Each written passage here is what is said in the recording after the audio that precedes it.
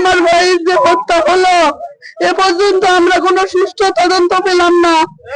এ পর্যন্ত আজ 12 দিন গত হয়ে গেল, ওসি সাহেবের কোনো আমরা এখানে ভূমিকা দেখতেছি না।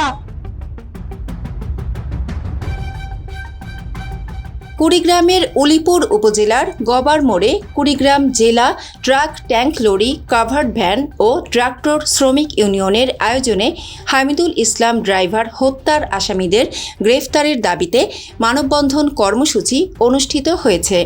কুড়িগ্রাম জেলা truck tank lorry covered van ও ট্রাক্টর শ্রমিক ইউনিয়নের আয়োজনে উলিপুরের গবার মোড়ে 12 অগাস্ট বুধবার সকালে বিভিন্ন শ্রেণী পেশার মানুষের অংশগ্রহণে হামিদুল ইসলাম ড্রাইভার হত্যার আসামিদের গ্রেফতারের দাবিতে মানববন্ধন কর্মসূচি অনুষ্ঠিত হয়েছে। প্রশাসনের কাছে আপনি এমন বিচার নিয়ে আসবেন যেন হামিদুল হত্যার বিচার সহ আমাদের সংগঠনের যারা বর্তমান কর্মরত আছে তারা নেক্সট টাইম পরবর্তী সময় যেন এইরকম রাস্তার শিকার না হয়। এই হত্যাকাণ্ড আমরা আইনের প্রতি শ্রদ্ধা রেখে, প্রশাসনের প্রতি শ্রদ্ধা রেখে আমরা বলতে চাই, হামিদুলের হত্যাকাণ্ডের সুষ্ঠু তদন্ত করে অপরাধীদের দৃষ্টান্তমূলক শাস্তির আওতায় আনতে হবে।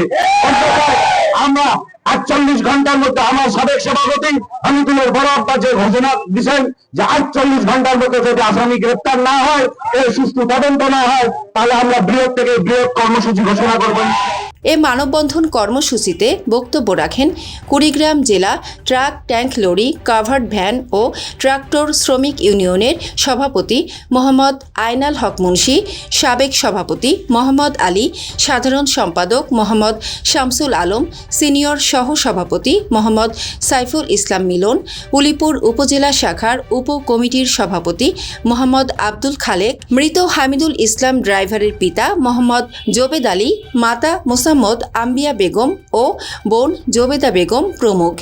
উক্ত মানববন্ধন কর্মসূচির মাধ্যমে আগামী 48 ঘণ্টার মধ্যে হামিদুল ইসলাম ড্রাইভার হত্যার সাথে জড়িত আসামিদের শনাক্ত করে গ্রেফতারের দাবি জানায় বিভিন্ন শ্রেণী পেশার মানুষ।